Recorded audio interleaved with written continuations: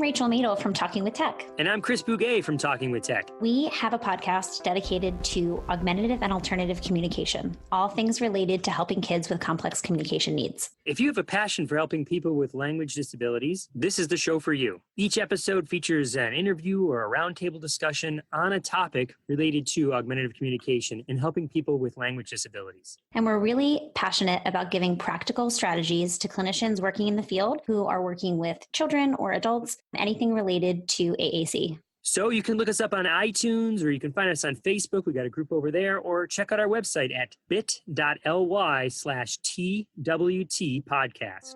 Please join our community of professionals that are working to ensure that everyone can say whatever they want to say, however they want to say it. The views and opinions expressed during this show do not necessarily reflect the policy or position of any affiliated workplace or employer. The views and opinions of the show do not constitute recommendations for therapy. Please contact a licensed SLP for individual consult on your situation. Please listen carefully. What is communication? An essential behavior of life. We have the both blessing and responsibility of trying to foster another. It's the strongest way for two people to convey information to each other. Communication is a lifeline. It's just connection with other people. Connecting people in terms of ideas, or thoughts, or needs. Draws us out of ourselves, draws us into that relationship, builds up our families. Without it, we'd be lost. Whatever it is that we do to express intent and achieve an impact. Communication is the ability to express your needs, wants, frustrations, and desires to anyone that you feel needs to have that information. Welcome to Speech Science episode number 102. It is the third episode of the fourth season. We are proud members of the Exceptional Podcast Network. I'm Matt Hott, joined as always down in the Bluegrass State. It's been too long since we've said this. Michelle Wintering. Hi, Matt. Hi, Michelle. And hanging out in the city of brotherly love, owner of a private practice extraordinaire, Michael McLeod. What's up, buddy? Good to be back. Hey, Michael. I am missing you guys. Guys, a little trade secret. Episodes 100 and 102 were recorded well before they aired. We are recording this on the Grammys night. And, guys, are you watching the Grammys at all while we record this? Nope. I'm not, sorry. I will say that I watched the red carpet show of the Grammys, and it makes me feel like I have no idea about society anymore. I am so disconnected from pop culture that I now know what our parents felt like when we would say, hey, you should hear this really cool song called Country Grammar by a dude named Nelly, and let me do the dance for you. I now understand what my parents felt like. That's one of the many reasons why I'm not watching. And that your kids aren't even old enough to do that to you yet, Matt. Like your children, not your school kids, they are. Oh my gosh. I just cannot take that anymore. I feel like we are getting too old. And also, when we're recording this hours ago, Kobe Bryant passed away with his daughter, his daughter's friend, and their parent on the way to a basketball game. So real mixed emotions on today. Yeah, this is definitely a major tragedy that rocks, not only the sports world, but just the world in general. This was one of those very few athletes, one in a million athletes that just transcends the sport and is just like an international role model and someone. And he was just known for his toughness and the Black Mamba. Yeah, the one play that always symbolizes Kobe for me was when another player named Matt Barnes tried to make him flinch by pretending to throw the ball into his face, and every other human being on earth would have flinched, but he did not. He just stood there and didn't even blink, and he was just such an incredible man, an incredible athlete, an incredible father, role model, businessman.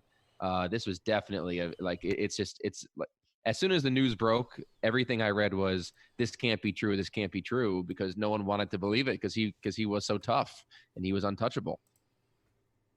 Yeah, tragic a real roller coaster of emotions. I will keep my thoughts brief on that one and kind of just really agree with most of what Michael said. But let's get into the meat of everything. Episode 102, episode 4, season 4. a lot of things are changing on the show, so kind of giving you a quick rundown. We are adding a few different spots to the show. So if you notice something different, they're going to be the new stuff that we have added. We're not really taking anything away. We're just trying to make it a little bit better. And something that has never changed in the show is how much we want to hear from you. So head over to our website, speechsciencepodcast.com. From there, you can give us a phone call or a text message, 614-681-1798.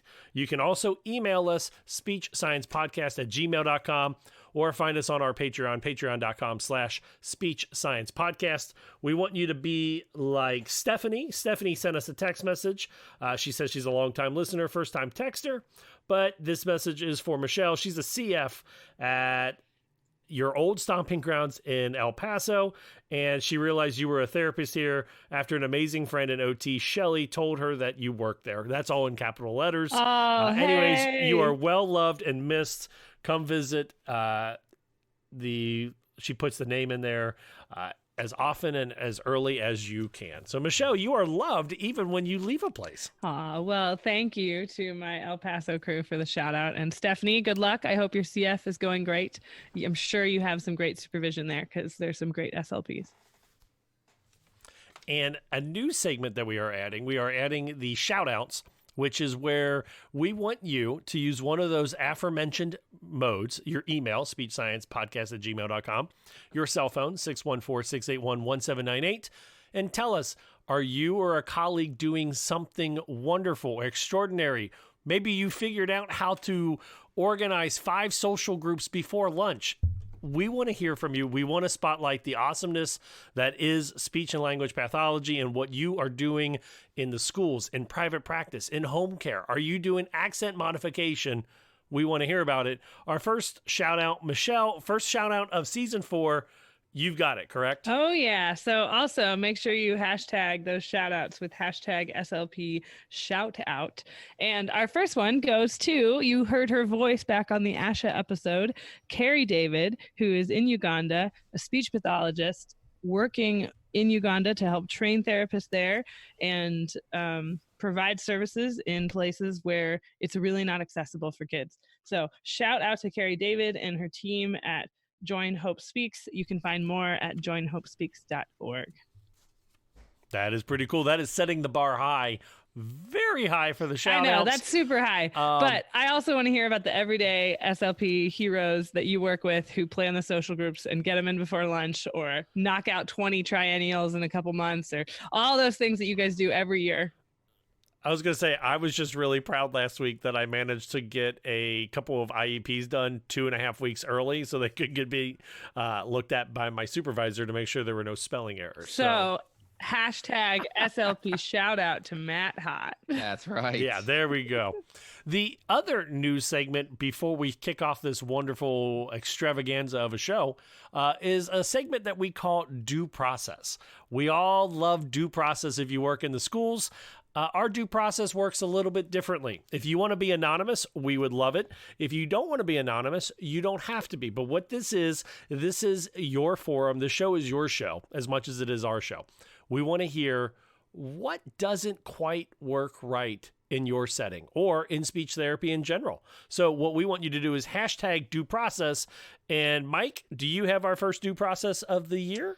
I think Michelle had it, I believe. Oh, Michelle. Yep, I got it for you right here. There we go. So our first due process, so you can send it into us, hashtag SSPOD, of course, but hashtag SSPOD Due Process so that we can see your due process complaints. If you need to be on a soapbox and make a complaint about something speech pathology, we would love to hear it. And you don't even need to give your name, but Rachel Madel SLP on Instagram gave us her non-anonymous complaint is for school districts and practitioners to stop requiring prerequisites to give students access to high-tech AAC with multiple exclamation points, and Positive Behavior Mom, also on Instagram, agreed with her 100%.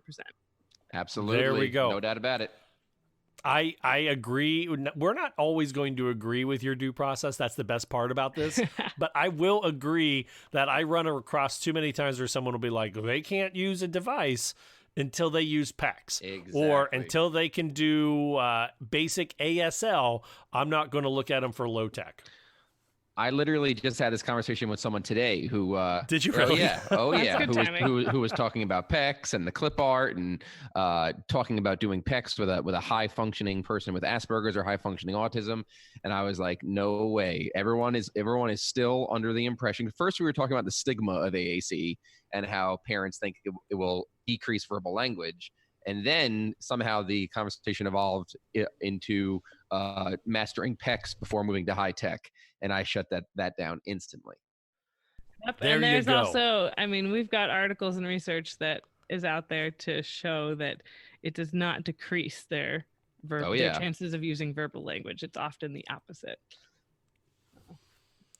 Well, let's get into the meat of the show, y'all. I am excited because on this episode, we've got a few wonderful irons in the fire. First, we're going to talk, a little later in the show, we're going to talk about training social skills. And is it dehumanizing? We're going to talk a little bit about ASHA nominations for open positions or awards. And we're going to talk about predicting dyslexia. And Michelle, you've got a very interesting interview this week, don't you? That's right. Do you want me to describe it now? Pre-sell it, please. All right, here we go. So if you have been on any social media regarding speech pathology in the last week, you have definitely seen discussion of that article from that line from that article in the ASHA Leader magazine. So if you haven't opened your ASHA Leader magazine, don't worry about it. We're going to talk about it. So there was a line in there that everybody's freaking out about that says a stress management technique was crying in your car. But we get to hear more from the actual author of this article. I'm interviewing her this week for this episode.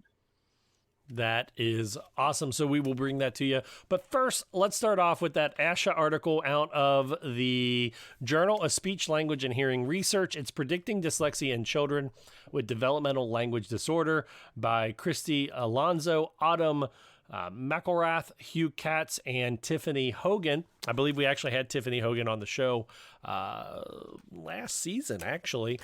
Basically, they examined how well kindergarten letter identification and phonological awareness predicts second grade word reading and dyslexia in children with developmental language disorders, and their age and grade matched peers with typical language. I find this very interesting. I also stay as far away from the early ages as I can.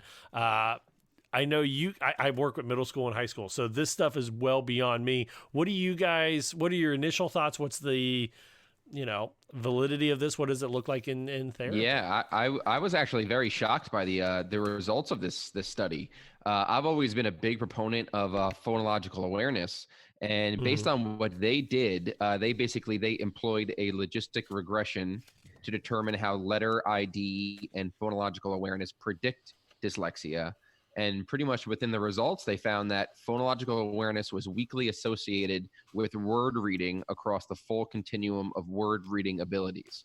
So in terms of letter ID and phonological awareness, they seem to put the results of the study put a much greater emphasis on letter ID, letter identification, and they say it is a much more accurate predictor of poor word reading and dyslexia than phonological awareness. And I would have, if I had to guess before reading this, I would have thought it was the other way around.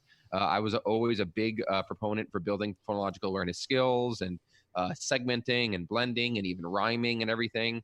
But according to this study, it's letter ID. I want to say ditto to what you just said, Mike, because that was my same thought looking at this, because I feel like it's been trained in me to focus on phonological awareness, focus on the sound, not the letter identification. And this article is challenging that. I remember, I don't know if it was a conversation I had on this show or another podcast I was listening to.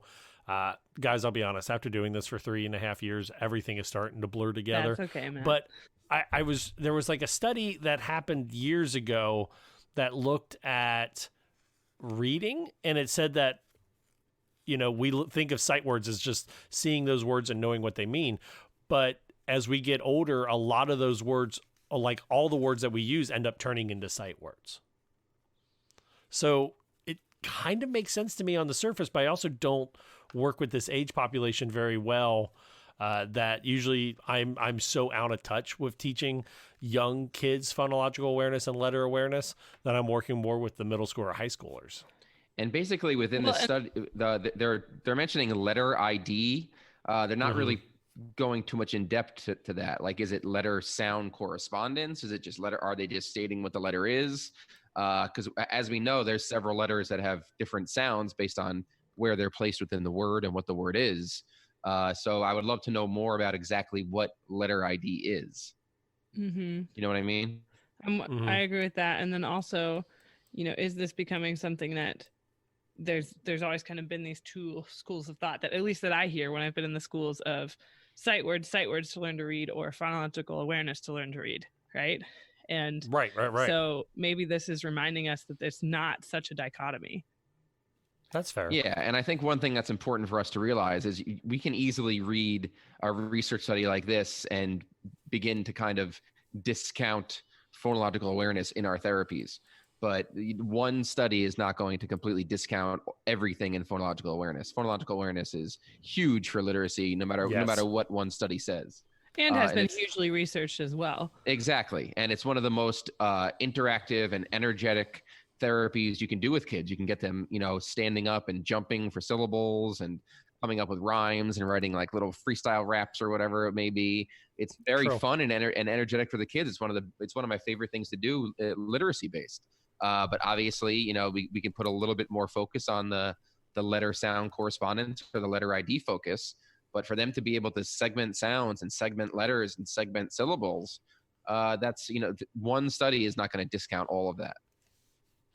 The limitations noted by the authors, it does state that the data was collected more than 2 decades ago, so the word reading assessments may not reflect current norms and instructional standards. They also pulled data from a past study which was not conducted to determine why this was a more accurate predictor than phonological awareness. So future work will need to be addressed in that area. But we want to hear from you. So head over to our website, speechsciencepodcast.com. From there, you can email us speechsciencepodcast@gmail.com. You can give us a phone call, 614-681-1798. Or you can text message us the same number, 614-681-1798. And all over the social medias, hashtag SSPOD. Our big story of the day, I would love to dig into this as much as we can. This is coming from slpndc.org. It's the Neurodiversity Collective. Mike, I believe you threw this up there in our group chat, but training social skills is dehumanizing. The title got me right away. I've never really thought about my social groups looking more and more ABA sometimes, and I, this caused me to have some self-reflection. Yep. I think this is a beautifully written article by Julie Roberts, SLP. I have been a big proponent for this with all of the SLPs that I've worked with and CFs I've trained and everything. Your typical social skills class, they do tend to be very ABA based. And there's really so much to it in terms of the back and forth conversation and the initiation of the conversation. I think what it truly takes for SLPs to truly grasp this is to just, take one day a week and observe typically developing peers socializing. And you're going to see them making fun of each other, roasting each other, climbing on top of each other, messing with each other, saying things that an adult would deem as inappropriate, but it goes in one ear, out the other as a kid. This is how kids learn, through trial and error, making mistakes, and having these fun little backs and forth, and talking about memes and talking about video games and changing topics and these sorts of things. The best social groups I've had is when the kids are just like exhausted at the end. They're playing with each other. They're messing with each other. They're playing sports. They're, roasting each other a bit. They're climbing on top of each other. It's not sitting at a desk and following all these prompts and all these things.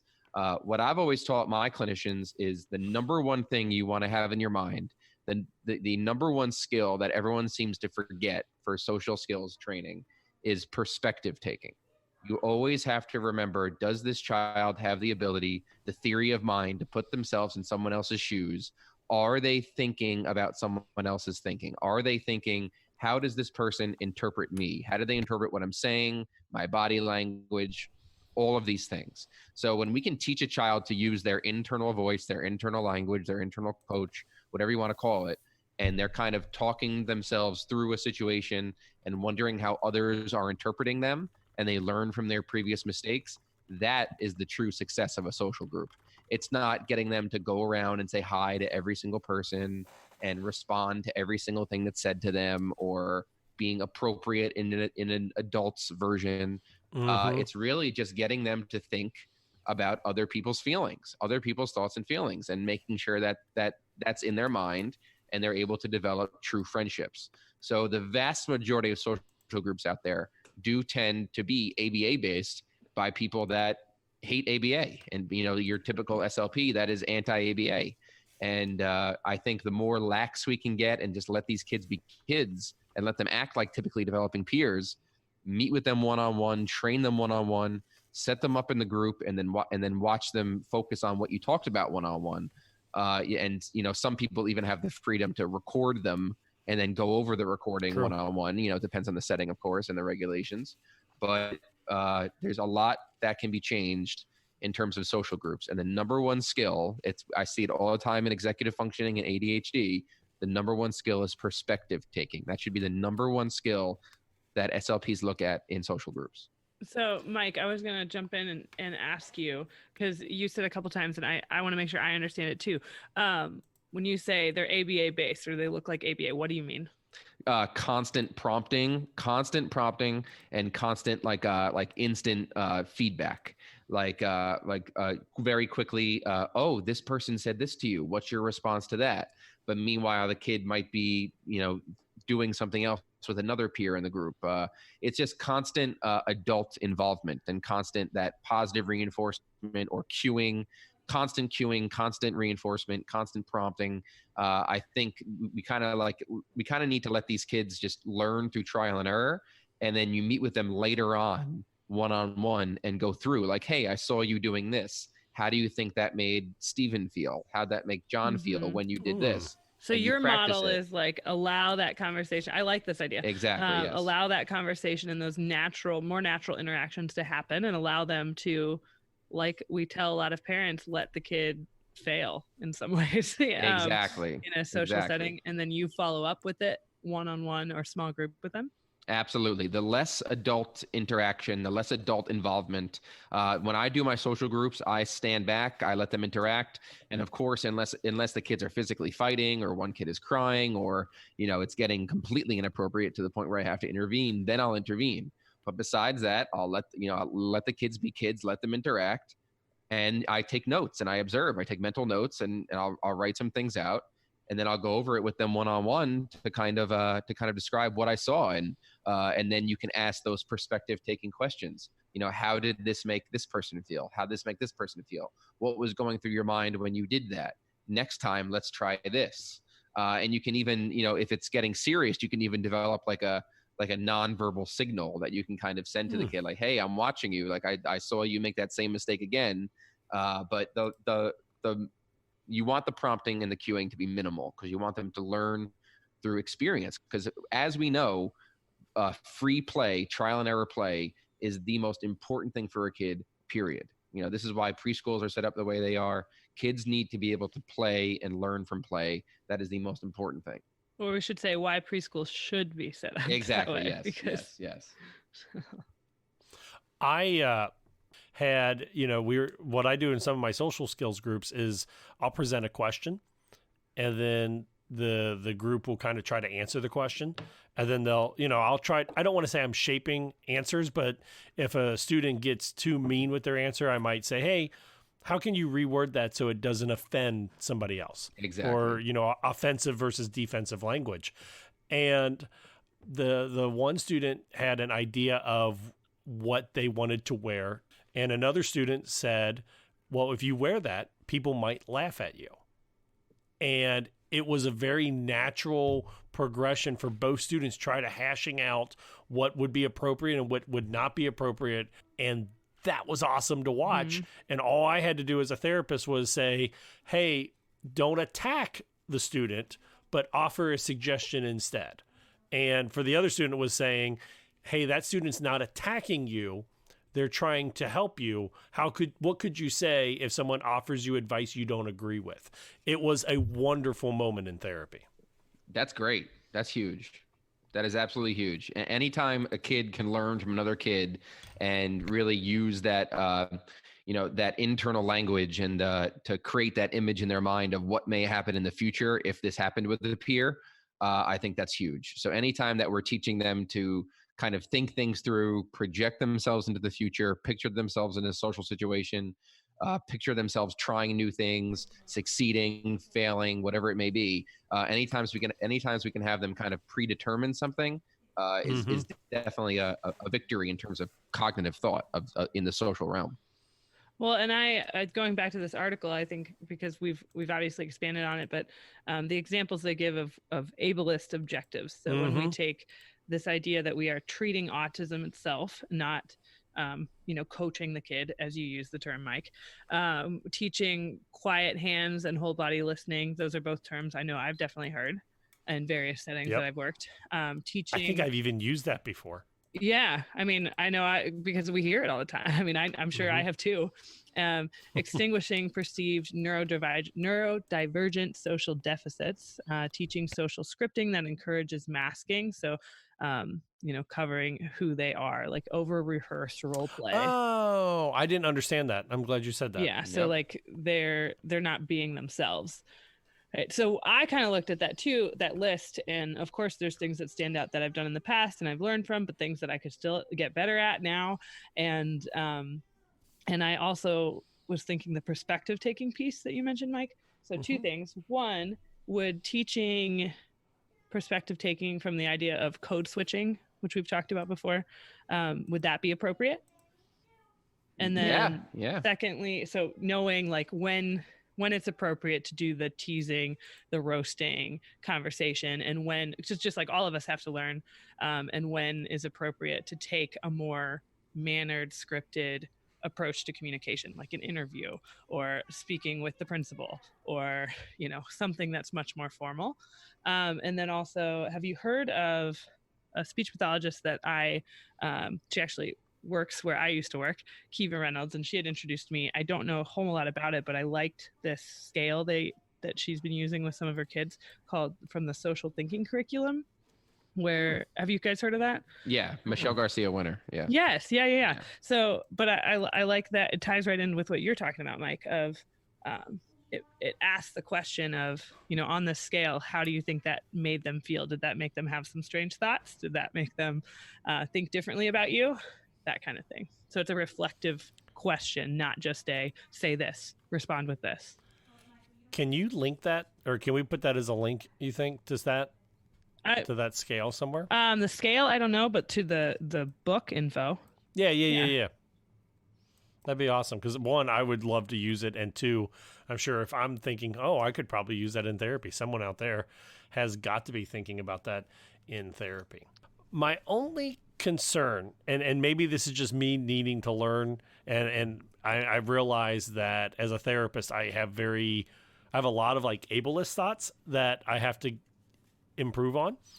But the only question and the only question I've got is where it says, an example of an ableist objective is social skills goals that focus on making the client appear indistinguishable from their neurotypical peers. My only counter thought to that, and maybe I'm reading too much into this and maybe I'm being defensive, I'm not sure, is that I think working with middle school and high school kids, we have to teach them how to kind of blend into the crowd so that they can understand. And maybe that's part of that perspective taking instead. But and code switching, I think. Yeah. I think I try to teach my kids how to blend into the crowd and then choose when they want to stand out. So if you want to wear the 80s bangles and tease your hair up to the sky because you love the look that your mom had in her photos, go for it. But know that the typical person's going to wear very muted colors and hair that is very down. If you want to walk around and talk about in movie cliches, go for it. But also know that that's not what the cool kids do. And I guess that's my only part that I have trouble with. And maybe there are actually therapists out there that tell kids never to do that stuff, where I try to just help the kids understand that, like, if you do it, here is the repercussion, but go for it. You do you. Exactly. And that's my only concern with that. That's exactly what you should be doing. That's exactly what it is. This whole indistinguishable blend in stuff. Yeah. You know, that's such simple terms. You know, what we really need to do is teach these kids to be empathetic and teach them to care about their peers and be social. It's there's so many. This is always a double-edged sword. Always, there's always so many different parts to it. We want these kids to recognize what they're sending with their language and their facial expressions and their body language and how they're making others feel in social contexts, because eventually there will be a time where hopefully they're at a job, and 99% of jobs require you to work in a team. So you do need to have some communication skills within that realm. True. But in terms of them standing out, doing this, doing that, we really just want them to be able to think to themselves in terms of what am I doing and how is it making others feel, and what can I do to improve the lives of others when I'm interacting with them. It's really just just thinking about other people's thinking, and when they have that skill, that is far more important than the ability to have a specific amount of circles of communication. How many times have we seen that goal where so and so will have 15 circles of communication on one topic for this many minutes? Is that really so important to the point where they're able to correctly identify someone else's thoughts based on one of their behaviors? There's so many things to it. And then a whole nother thing that so many of us deal with and may not even recognize or may not want to admit is how often are we pushing kids into social groups that are true textbook introverts? Yes. How often are we doing that? How often are we putting kids in social groups that truly do not get pleasure and truly have zero interest in sharing things with peers and gaining friends and doing these sorts of things? And that's, there are benefits to being an introvert, and you can't say, oh, an introvert's bad and extrovert's good. How many times are we pushing these social groups on kids that enjoy being on their own? Okay, what about take a kid who is introverted, finding a good pair, looking at your caseload, and instead of doing a social group of 7 kids, take a couple kids who would benefit from more of a peer-to-peer interaction, and maybe you would get a little more from them. I am working really hard in my district to try to explain the difference between social skills and pragmatic language skills. And a lot of what I'm trying to explain to the teachers, and this is just my own definition, so if there's a better definition, please correct me. But the way that I'm explaining to teachers is that social skills, we all have that a moment where we no longer are able to use social skills. We talk on air. We have 2,000 listeners. We're able to talk to them. But if you put me on stage and ask me to talk to 90 people at one time, I'm going to lose some of my social skills. Introverts, they have social skills that they employ with certain people. They're not going to use it to give a presentation. They may not use it to give a presentation in the middle of the class. Just because you lack social skills or lack the performance part of a social skill, that does not necessarily mean you need the pragmatic language specifically designed instruction from an SLP. The pragmatic language is what I'm trying to tell teachers is across the board, the students are struggling. So it doesn't matter if they are talking to their parent or their best friend, they're always the same flat affect. They are always interrupting or not turn taking. So I love both of your ideas of taking the kid that maybe has the pragmatic issues and also an introvert and putting them into a smaller group, and then also making sure that we're not overdiagnosing. Mm-hmm. Well, and I also think over-therapizing, I guess. What you're describing, Matt, like defining these two definitions of social skills versus pragmatic skills is even harder, because you look at, yes, I don't know if you see it, but I see the code for it. It says social pragmatics disorder. So I think a lot of SLPs are using those terms differently. Oh, 100% agreed. Definitely. 100%. I will leave on this, and maybe, Mike, you'll be proud of me. The goal that I don't want to say it's my go-to goal, because every goal is unique, but the idea behind a lot of my goals this year with the middle school kids has been to identify the purpose of a communication intent. And my thought process behind that is, if somebody comes up to you and starts a conversation, I want my students to understand why they're doing that. Is it they're trying to be nice? They're trying to invite you out? Are they trying to be mean and make fun of you? And ultimately the idea would be, hey, if you go to buy a car in 10 years, why are they not telling you how many miles is on the car? Why is this job not telling you the exact details of what you'll be doing? And that's kind of been my overall goals this year for my IEP pragmatic kids. Yeah, that's a big one. That's definitely a very, very large goal. And that in and of itself is perspective taking. And what you just described is a perspective taking goal.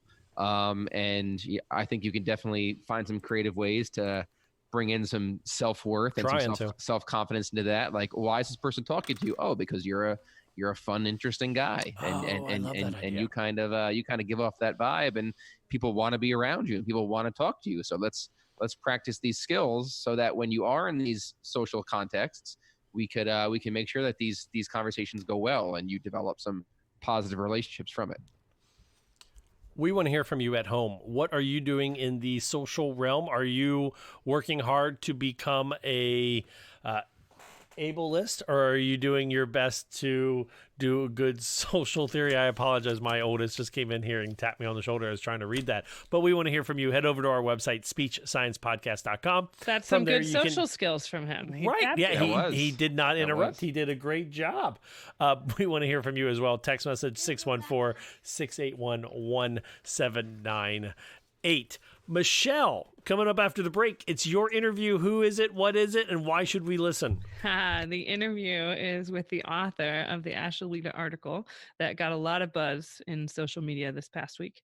And her name is Kari Knutson. So please don't be crying in your car when you're listening to this, right? Exactly. Yeah, I'm excited for this. I think you're really going to enjoy hearing this. So I hope you tune in and listen to it. You're listening to Speech Science. Hi, I'm Mei-Ling Chan. And I'm Martin Sibley. And we are the hosts of the Exceptional Leaders podcast, where we spotlight high-profile topics and amazing people who are changing the worldview on disability. Even though we are oceans apart, we are bringing people from all over the world together to discuss inclusion, advocacy, accessibility, and real-life journeys. So listen to the Exceptional Leaders podcast to hear the voices and stories from amazing changemakers and be inspired to make a real difference in the world. This is the story of a very special woman. Just a few knew about her superpowers. In a matter of seconds, she turned herself into a great mathematician. She masqueraded as a regular person at work, but as a superhero at home. Everyone knows her as Gabriella. I still call her Mom. Your hero needs you now, and AARP is here to help. Find the care guides you need to help, complete with tips and resources at aarp.org/caregiving. Brought to you by AARP and the Ad Council. You may not know her name, but you've probably heard of that ASHA Leader article that everybody's talking about right now. You know, the one with the one line in there about crying in your car. Well, Kari and I had a really great discussion off air about it, and I'd really like you to all hear from her. So I'll throw it to you, Kari, if you can introduce yourself. And we can jump right in and let us know, what do you want ASHA members and listeners to know about that article? Hi, everyone. This is Kari Knutson. I'm talking to you from Denver, Colorado. I am a therapist, and currently I work in a school. I also own my own company called Knutson Speaks, where I take things like psychology and take it off the couch and take ideas in psychology and bring them to people in an accessible way. The thing I want ASHA to know about, ASHA members to know about my article is this. In the editing process, it lost a lot of its meaning. And if I read the article the way it was printed, I would feel the exact same way. The list seemed trite and kind of like a random list of things to do that doesn't really address self-care. Also, the article is meant to be about emotional intelligence, and it's funny that one line about self-regulation stole the show. So I like to apologize for the misunderstanding and say that I have a chance to tell you what I really had hoped to say when I originally submitted the article and how it got edited were two different things. So I'd like the opportunity to talk about it today.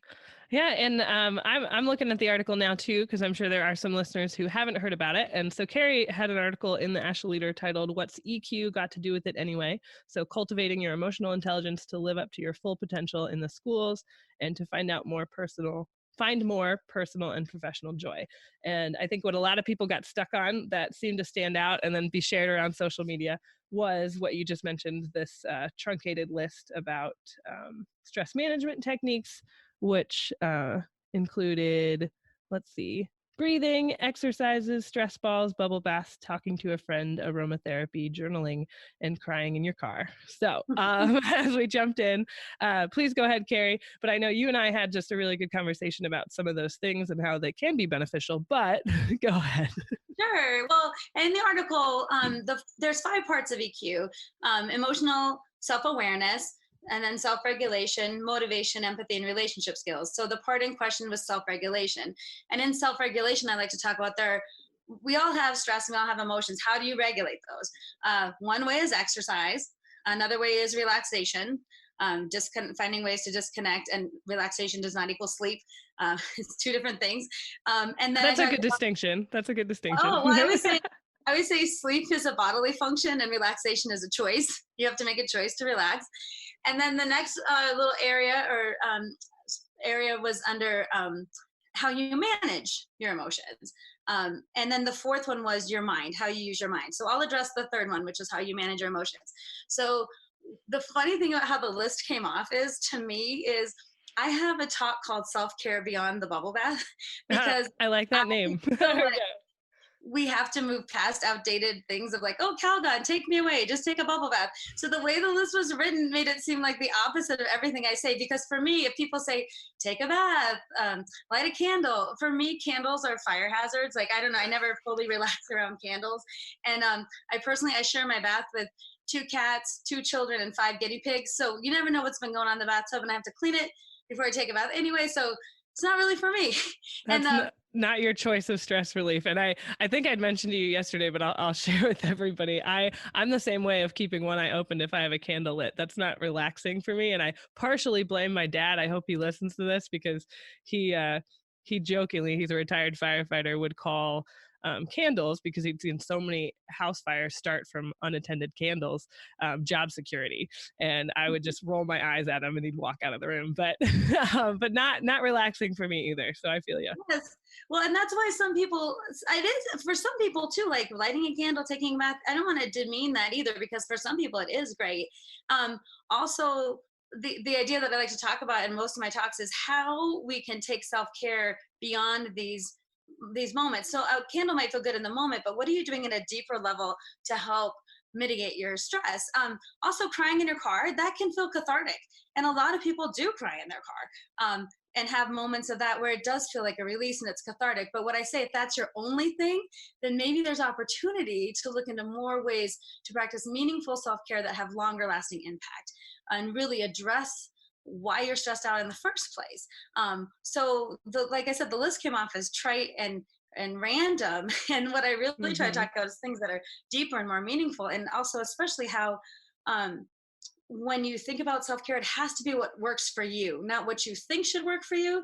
And also what works in different circumstances. We can't always practice self-care in the same way. Like, also, we don't have the financial resources sometimes to practice self-care. To me, like, people say, get a massage. I'm like, give me $90 then, because plus you a can tip. fund my massage habit, right?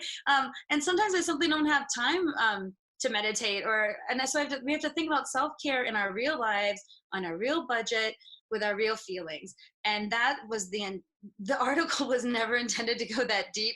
That was a small snippet on self-regulation, but it's obvious by the response from ASHA members that self-care is a huge topic that deserves more critical analysis and more thoughtful analysis. And I think it's a great area of opportunity for your members to be able to talk about.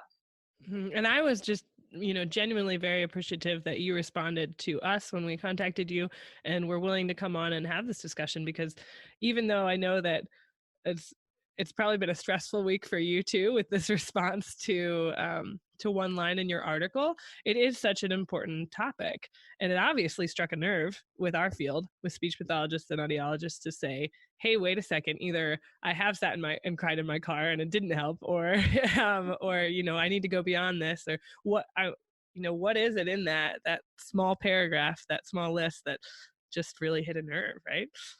Yeah, well, that's why I had to laugh, because nobody talked about EQ at all in their responses to me. It's like nobody really cared, but everyone. None of your emails said emotional intelligence. Yeah, but what I found interesting is, though, people had a real visceral response to it, and I appreciate that. If I read it the way it was printed, I would feel the exact same way. And I really have to say, I appreciate people's responses, especially the ones that didn't attack me personally, but were more thoughtful about how we can address this topic in a meaningful way, and what ASHA particularly could do to advocate for people in the field around work hours, caseloads, and how that advocacy could look for your particular industry. So I appreciated that people really had feelings about this and wanted to discuss it. So that's why, again, I'm happy to be on your show, because I think there's real opportunity. Also, I wanted to make sure, because I felt like it's so against everything I stand for to just leave it like that. And a lot of people who said, hey, I heard you speak. I know that you care about us. I know that you respect our profession. And I do deeply. And that's why I work with SLPs all the time as a counselor. And I went to Gallaudet, and I enjoy that community a lot. And I appreciate the complexity of the work you do, not only with clients that you serve, but with families, then schools, then other providers, and helping people know what you do. And also it's the self-care that comes along with such a stressful job. Mm-hmm. And I mean, I'm guessing you also see there's a lot of parallels between counseling and speech pathology with that one-on-one treatment model, small groups, and really helping people through what can be really challenging diagnoses or times in their life. And do you see this emotional intelligence, kind of to move on to more what you do? What's the biggest takeaway? What's been the best for you working in a school and having this specialty, but also applying it to your own life? So I think in terms of that, for me, the idea about emotional intelligence, the cornerstone of it is self-awareness. And self-awareness has a couple parts to it, but it's really like, how do I think about the thoughts that I have in my own head? What am I telling myself? Like, sometimes we say things to ourselves we never say to anybody else. We criticize ourselves, we hurt ourselves, and we think that criticisms will make us better. But I always say, if criticism worked, we'd all be giants. We'd all be amazing. If we say, oh, you suck, I'll get better. Thanks so much, self-talk. I feel like it's not a path, but empathy, support, and love and respect for ourselves are, but you have to start with how you're talking to yourself, what you say to yourself, how you show up for yourself.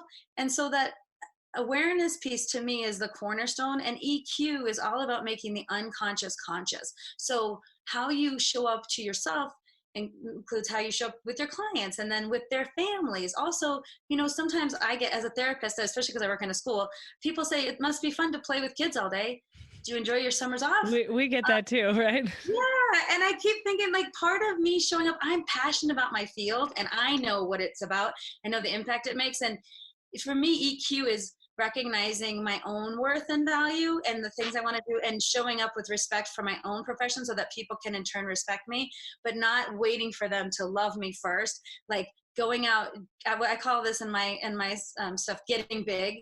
And I have the image of a peacock with all its feathers out. And I say, when you get big from service, not from ego, there's great power in that, because all of us have something to share. And EQ is about getting in touch with your innate gifts. Like, why are you in the field you're in? One thing is to serve people, but how you serve people is uniquely you. Like, two speech therapists can engage with a client for the same reason in two totally different ways because of the innate gifts that they have. And EQ is about, do you have self-awareness to know who you are and why you're showing up and what you're saying to yourself? Do you have self-regulation to deal with the emotions that you have and the stress? And do you have positive ways of handling that, because it's going to happen? Then what are you actually motivated for in your life, from an internal place, not an external reward? Then empathy is the next thing. And how do you have empathy for other people, but especially yourself, so that you can continue to give empathy? A lot of times, again, we're harder on ourselves than anyone else. But empathy for yourself means put yourself in your own shoes. realize what you've survived. Also realize when you've done the best you can with something and it still gets messed up, right? What's your intention? And then the last part of EQ is relationship skills. And how that shows up for me is I believe we are in relationship with everyone. People we know, people we don't know, people we like, and especially people we don't. Because people we like and people we know, it's easy, but people we don't know, sometimes we act like we're not in relationships with people we don't know, but really people we don't know affect us all the time. We're in relationship with people like who we've either had a stranger make our day awesome or awful, you know, by a comment or a look or even a gesture, you know, driving in your car when people have their certain gestures that they like to use or whatever. Or when they don't wave after they cut you off. Like just the wave makes me feel better. Yeah, exactly. A little simple, right? We're connecting all the time. And the reason I say two people we don't like is because sometimes we're thinking about people we don't like and we wish they would change. we want them to be a different way. And so I always think about like all those 5 pillars of EQ to me are how I want to show up and how I get big, because I'm aware of who I am in the world and I know how to regulate my emotions. I know what I'm motivated for. I have empathy for myself, and I realize I'm in a relationship with everyone. Because that last part about relationship is, to me, no person's job has any other value, any better value than another job. It just has a different function. So I like to see is, what if every job had the same value, but just a different function? Because I know, like, I want someone to teach my kids. I want to cut my hair and deliver my produce and pave my roads and make sure the lights go on, and trim the trees and create the parks and fill the libraries. Like, I want every job, to me, has the exact same value. And that's why I like to look at people, even if our jobs have different functions. So that's why EQ is so powerful to me, because it incorporates how you want to show up in the world as your best self. And again, if you get big from service, not from ego, and have some courage around that, it's so empowering. And that's why even my logo, I changed it to a peacock, and I have in my sessions, a lot of people like raise their arms up in the air and be like, we're going to get big. And I think it's such a good empowering symbol to think about what EQ can do for you if you understand it. So that's my story. Self-awareness and self-reflection and thinking about our thinking, right? The metacognition part. Yes, totally. Thinking about our thinking. Exactly. And how powerful your own thoughts can be and how they influence you. And it's not like remember the Saturday Night Live, like, I'm good enough, I'm smart enough, and gosh darn it, people like me. People like me, yes. It's not quite that simple, but it is, to me, recognizing your thoughts and thinking like, what choice am I making about what to say to myself? And I often say, if you have nothing nice to say to yourself, don't say anything at all. Like, just say what is. And I use this example quite a bit because we all do it. How many of us walk in front of a mirror and like smile and be like, yeah, looking good today? Like most of us see the mirror as a mortal enemy. Like, and the first thing that comes out of our mouth is a criticism, right? Or out of our mind's mouth. And so I encourage people, what would it be like to just hold your own gaze in the mirror for a moment and just say what is, which is, oh, there I am. Like, what would it be like to not criticize yourself just for a moment? Because I think that's a really easy way to see how much weight we take on with our self-talk. And it's hard when the world itself it's hard enough sometimes to handle the criticism, let alone our own self-criticism creeping in there. It just creates a heaviness. And EQ is also not around being like, just think positive, everything's fine. Like, EQ is about acknowledging every emotion as valuable. And that's why self-regulation is so important, because when you think about self-regulation, let's say sometimes we tend to categorize emotions as good or bad. Like, happiness is good and anger is bad. Like, most of us would say that. And I often think, well, has anger ever helped you in your life? If you've ever been angry, has it ever helped you set a boundary? Has it ever have a conversation that changed something for you? Has it gotten you out of danger? Have you been angry for a good reason? Like, could we say thank you, anger? because sometimes when we do that, when we have this dualistic idea of like good, bad of emotions, we lose out on the opportunity. The same with sad. Sometimes we definitely feel sad about something, and holding space for that emotion to be like, right now, I'm sad and I want to feel all the feelings of sadness, because you know what, maybe something sad just happened to me. And I have permission. I call it in our society is the cult of positivity. Like, don't worry, be happy, and it's gonna be okay. Just think positive. Read your positive quote. And sometimes I'm like, I don't want to read my positive quote right now. I want to. What I say is, it's okay not to be okay sometimes, and that's part of self-regulation too. Recognizing that we get to be sad, angry, frustrated, overwhelmed, embarrassed. We get to make mistakes, and that's also part of having empathy for yourself, because you're human. And I'm human, and we all go through these experiences. And that's, I think, tapping into EQ can be so powerful, because when you know this about yourself, you're not just on autopilot, you can really access your own power. And instead of your emotions driving you, and you trying to mitigate them in strange ways, like I always say, like eating cake out of the fridge is one way to think about dealing with your emotions. We've all done that too. And like, this cake feels really good right now, but it's probably not addressing the true symptom, or we come home after work and we're like, why is this house a mess? And no one ever makes dinner. And you're mad at the dog just for being alive. And you're like, what? I have another thing to do. So instead of being driven by our emotions that way, EQ asks us to really let's get in touch with those. And self-regulation says, let's find some ways to mitigate that in positive ways. And then self-care says, let's do it in a way that feels meaningful for the long term and feels right for you on your budget in your real life. And I like how you said individual too, because as therapists, we do individual education plans, we do individual treatment plans, we do individual, we individualize for all of our patients, but using just what you've talked about, the EQ piece of, do we do that for ourselves? I love that tie-in, because everyone knows IEP, baby. Right? Everyone Oh yeah, individual, but my needs are different than the SLP down the hall for me. So. Yes, and I think that's the biggest piece that you need to recognize, because we all can tolerate different levels of stress or emotion in different ways. And sometimes we judge ourselves like, wow, that person seems to be handling the stress better than me, or I'm more emotional. Why can't I be like so-and-so? Or also, to me, sometimes the way we should self-regulate, to me, I need to think about my own ways that work for me, not ways that work for other people, and pretend like those ways work. To me, I have some friends that they really like to go to a spin class, and they love their spin class, and they always want me to go. And I've tried spin class, and I do enjoy it for the moment, but that's not my the little turn knob thing and the way everyone's clipping it. It creates a little bit more stress than I'm mitigating just to figure that out. But I could swim.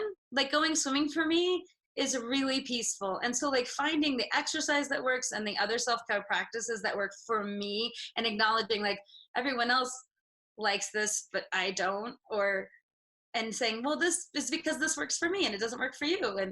And you get your self-care and I get mine, and it's all okay. No judgment. Yeah. Have you, you probably know more than I do, but when you thought of, let me backtrack. When you were explaining not labeling emotions and responses to things as good or bad, like anger and sadness, that resonated with me, because I know that's something when I've worked with either middle school or even younger and high schoolers, that they have this idea that if I'm angry, I'm in trouble, or if I'm sad, I'm in trouble because I'm not in that zone to learn. But an OT I worked with had taught me about the zones of regulation, and I've been trying to learn a little bit more about that. And it was one where they color coded it so that green was the ideal zone for working in school, being ready to work. But it's okay if you're sick and tired, then you're falling in the blue, and teaching strategies to move from one to the other if you need to. And that even acknowledging that me as a therapist or an adult in the room or a teacher can also end up in the red zone. But sometimes red zone's good if you're playing a football game and you need to channel that anger, or you need to kind of find ways to ease back out of it when you're done with that football game. Yes. And I love zones of regulation is great because it helps you name, emotions can be on a continuum instead of the dualistic idea of a good column and a bad column. And it also recognizes the power of different emotions. Emotions come and go, and we weren't if you were mad about something yesterday, you probably don't have the same level of anger about it today. Also, things that were really sad sometimes get funnier with time. Most of us have stories in our lives that at one moment we had something that was sad, and then later with time and reflection, it becomes a hilarious story. Yeah. I always say the fact that my wedding dress wasn't ready the day of my wedding was not funny until about 10 years later, but now we laugh really hard about it. There's some and we can see too, emotions is fluid, our stories is fluid, and we don't have to attach so much meaning to like, I'm sad and that's not okay, or I shouldn't be. And having the idea of, I always say feelings just are. They're not good, they're not bad. And if what I like to equate them to is colors, like we would never say blue is the best color ever and green, don't even talk about it. Like, I don't even want to hear about green. We would say we have preferences for colors, right? We like them, but no color is bad. And so I like to think about emotions like colors, and I always say feelings just are. What if they could just appear to us like colors? Like to have such a response to anger or fear or upset or embarrassment or overwhelm, to me, takes away from the opportunity to learn what that feeling is telling you. And I always say, use your emotions as an internal compass. Hey, what is this feeling telling me? And what do I need to do now because of this? Instead of like pushing it away, or like I shouldn't feel that way, or the whole shouldn't, and also nobody will understand me, and this feeling is not okay. Really, what I think happens is you push the feeling away and it comes up in another way later. So like you're upset about something, and then let's say, like you stub your toe and you're like, oh my God, and then you totally overreact to that because it's okay to let it out there.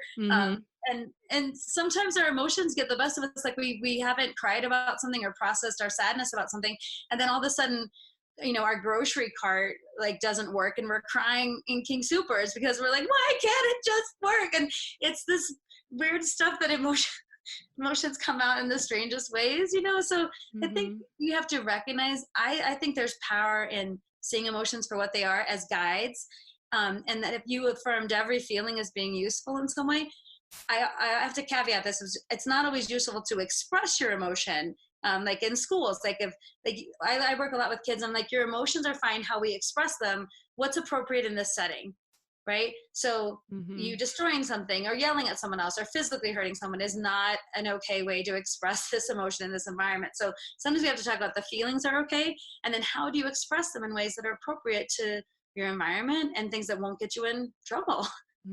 Yeah. And I feel like it's almost full circle what you just touched on, of all this content that kind of got overlooked in your EQ article, right? And when we focused in on that small little list, but we can use your info and resources to respond to the SLPs that are having this reaction to that list being frustrating or angry, making them angry, or why would I want to go cry in my car every day, or oversimplified. So I think full circle is, it really does give us a lot of strategies and ideas that we can use to say, why did this make me upset? And what do I personally need for self-care? And what do the SLPs that I know need for self-care? Yes, and how do we advocate for your profession, right? For the stress that's not going to go away no matter what you do for self-care. Yep. And if that is thinking about like how caseloads work, right? How reporting works, how many kids you have to see in a day, how paperwork's done, whatever. There's some systematic things that I feel from your membership could be addressed on a kind of a more national level about how SLPs in schools are treated. And I think you guys are the best to have that conversation, because but I hope feeling empowered to be like, we deserve to talk about this. It needs to be talked about. There is such a visceral response that it's right there on the surface. And also, I think, to me, one of the things I always say is your suffering does not lead to better outcomes for anybody. And I don't want anybody to be suffering. And I think you have to think about this systematically. What can I do personally and professionally? And how do I work with both? Because you can't keep working on yourself in an environment that will never yield, right? Or you can't keep showing up in an environment the same way and expecting different results from it. And I also think like having not only empathy for yourself, but also giving yourself permission to be like, I might need to do this in a different way. I might need to slow down in order to be more effective. I might need to think differently, or communicate with someone in a different way to make the situation better. It might be on me to change the environment. We always want people to change or the environment to change, but we don't want to change, And so I think in this example, there's a great opportunity for people in the field to reflect on their own role in terms of self-care and how they use their EQ, and then also work with ASHA and other leadership organizations to talk about how you can make systematic change in your field. And I think probably similar to counseling, a lot of that happens. We discussed this on our podcast at the state level, is, advocating with your state licensure board and advocating with policies in your school district and as well at the state level for caseloads and caps on caseloads and supports for hiring extra SLPs and, what are those needs? Definitely. And it's very similar in counseling. And that's why I feel so, such a kindred sisterhood to the SLP world, because I feel like we do different things with kids, but we speak the same language in terms of like how we care for people, what our caseloads look like, how intense it can be. And I not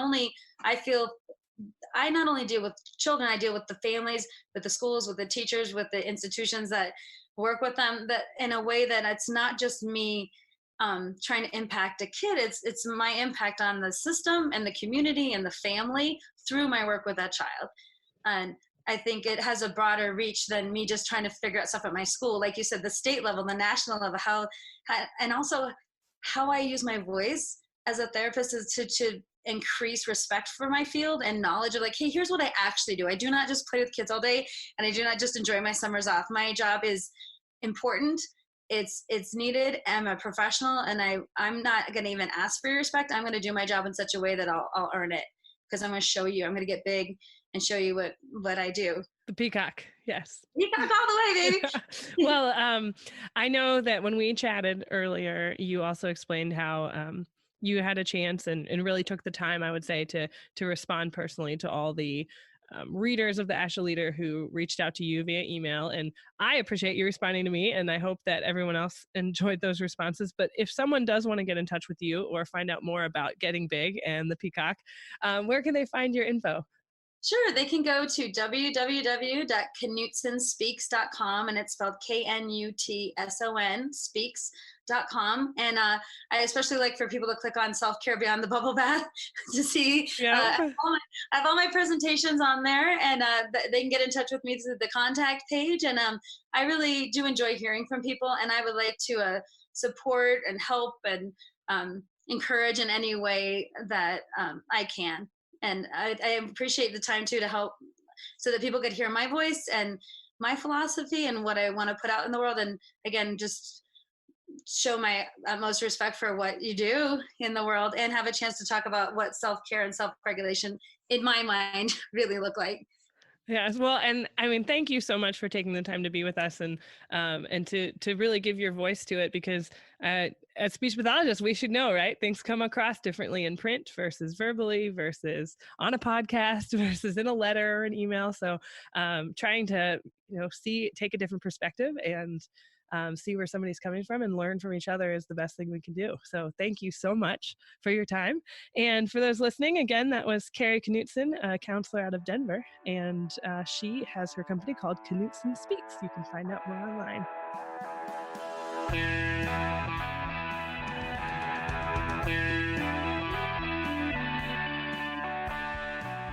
Welcome back to Speech Science. I'm Matt Hott, joined as always, I was going to say on the far west coast, but really you're not that much farther west than I am, Michelle Wintering. I am directly south of you.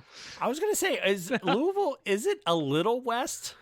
I'm not even in Louisville either, so I'm directly south of you. Fort Knox. Oh yeah, Fort Knox, that's right. Yep. Are you on the east side or the west side of 75? This is getting very specific. I'm just trying to be right. That's all I'm trying to do. And the way, I'll post a map for you, Matt. The far eastern person of all this group, Michael McLeod. What's up, buddy? Michael, yours is easy because you're east of me. When I look at a map, my right hand is where Philadelphia is. So that's why I know you're east. That's right. Look at that. Philadelphia. Do you guys ever have to do that still, by the way? I haven't done the right hand, left hand. I don't know what that trick is. Teach me your ways. No, where you're like, all right, the sun rises. If I look north, it's my right hand, so that's east. No, I do rises in the east, sets in the west. That's fair enough. That's my. So another new segment that we're going to do, and we are not in any way, shape, or form being paid by ASHA. We will be the first to knock ASHA when they do something wrong. But Mike, you had this wonderful idea, and it's to recognize when ASHA does something good, right? Yeah. I think with this wonderful presence of SLPs on social media and Facebook, a lot of times we can really bond over some of the complaints and some of the tough things we go through. I think with all of the fees with the conference and all of the paying your dues, I think it's very, very easy to kind of to bash ASHA, and 99% of what you see about ASHA is negative. So there has to be some positivity going on. We're certainly giving them plenty of funding. So I think it's good for us to know what are they doing with all of this funding, because we don't really seem to hear any positives ever. So if there is some positivity going on, we should spread the word. And I figured we would start off with ASHA's call for the 2020 ASHA Award. So it's time to nominate your colleagues for the 2020 awards. The presentation will be at the 2020 ASHA Convention, which is in beautiful San Diego, California, November 19th through November 21st. I want to go just because I've never been to California. But the awards are nominations are due by March 27th. We'll have a link in the show description. But basically, they've got the honors of the association, its distinguished contributions, a lifetime of innovative clinical practice. They got the fellowship of the association, certificate of recognition, outstanding service award, a couple different certificates of recognitions, I should say. And, there's a whole list of these. I know a couple people that I actually would not mind nominating for certificate of recognition. Yeah, I think this is definitely or really distinguished service, I shout say. Yeah, this is definitely a really great thing ASHA is doing to recognize, sort of like we're doing with the Everyday SLP and giving shout outs. I think it's really nice that ASHA is doing this in terms of really celebrating some of the SLPs out there and their services and what they're doing to stand out and to serve the community. I think this is something that we should definitely be paying attention to in terms of our full SLP community. I am leveling a challenge to the three of us. And even if it's not a great one, I think we should still do it. And I think we all need to come up with somebody to nominate for something and lead by example. Okay. I think I can do that. I've got a couple names in mind, so we're good. Well, I'm even thinking about this. It says Outstanding Service Award recognizes exemplary service by an individual or group on behalf of the association in two of the three areas: administration, program development, or service to members. I know a couple people that I've worked with through the ASHA SEAL side that I've always said, wow, they do awesome stuff. This is where I can nominate somebody. Yeah. So I think so. I think this is a great list. And I mean, I've been to ASHA only twice now, and I see when they give out awards at the award ceremony. I know a couple of these are at that, right? Mm-hmm. Mm-hmm. Or maybe all of them. But I never knew how to nominate. I'm sure a lot of SLPs are probably like me. You didn't see this list, or you see the email in passing when you're clearing out your inbox, but here's a chance, look through it, send in a name. And I think the honors of the association, is that the Annie Glenn Award as well? I think so. Yeah. Yeah, the lifetime. That's pretty cool. It went into space last year. Cool. Yeah, pretty cool. Oh, my new favorite segment, by the way, is this next part that we're going to do. We're going to end the show with a, quote, hot take. I did not name it, even though my name is now attached to it. 2 T's. Mike, I blame you. And Michelle, I blame you just as much for agreeing that it should be called the hot take. It's actually called Matt's hot take. No, it's for all of us. But basically, where one of us will take an opinion and just kind of rant on it for about 30 seconds, and I will take the first one. And basically, the hot take of this episode is that we need to be nicer to each other on social media. We teach our kids to be social media savants. We tell our students to be nice to each other in person. We tell them that what they can say on social media can hurt, and etc. And I think that in our Facebook groups, we have a tendency to forget that we are all professionals, and that sometimes we may post something that is not worded 100% right. And instead of jumping on somebody, we should be nicer to each other. I know that sounds really hippy dippy, but we're all trying out there as professionals. And social media, especially in speech therapy groups, we should be more understanding and willing to engage. And the moment that you throw knives at each other, I feel that it shuts down conversation instead of having conversation. I feel like this is our lesson in perspective taking as speech pathologists. What? So, hey, no. Remember that even across a computer screen, we teach our kids this, we teach our clients this. Mm-hmm. There is a person over there, and what is their response? How does that make them feel? What is their perspective? Now, if they're a complete jerk, feel free to yell at them, but wait until you find out if they're a jerk or if they just worded something very incorrectly. Yeah, I've always really commended the SLP Facebook presence, and just really what we have is just overall strength in numbers, and we're really able to help each other through some of the trials, hardships, and stress and burnout of this field. And we've really bonded. I've bonded through people I've never met before on Facebook. Oh, for sure. Over some of the negativity, and people can really bond over shared negative experiences.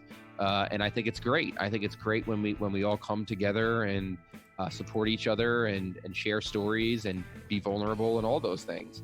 But if we're jumping on each other and being negative towards each other instead of, hardships experienced, I think that's when the negativity of social media really comes in, and always hate to see that.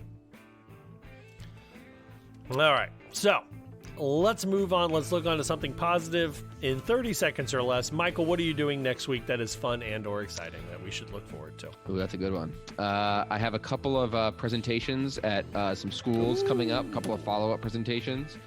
So I went and did a presentation at the school, kind of trained the staff on some of the work I do.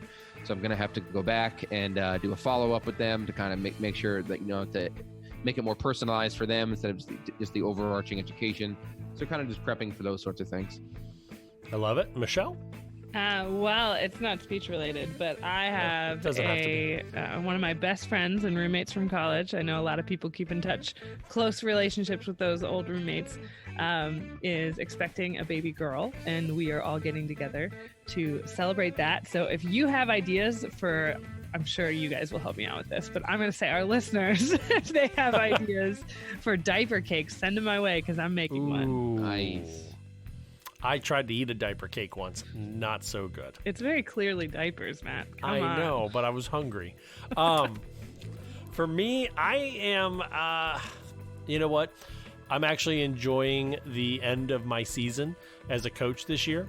We've got a couple weeks left, so I'm going to cheat. But it's kind of a weird moment near the end of the season because you're starting to see the kids really start to succeed.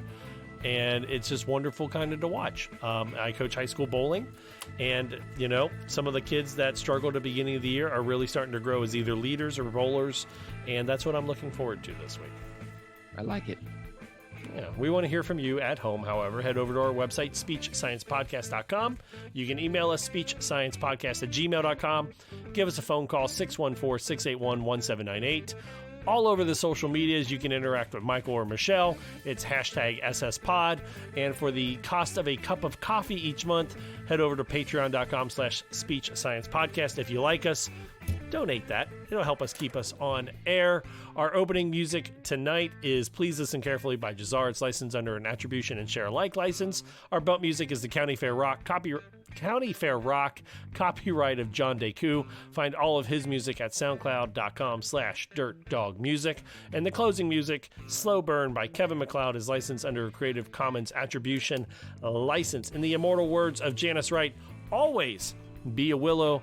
The oak looks strong, but it will crack under the first signs of pressure. The willow will bend and return to form. For Michael MacLeod and Michelle Wintering, I'm Matt Hott. Until next week, so long, everybody. That was awesome.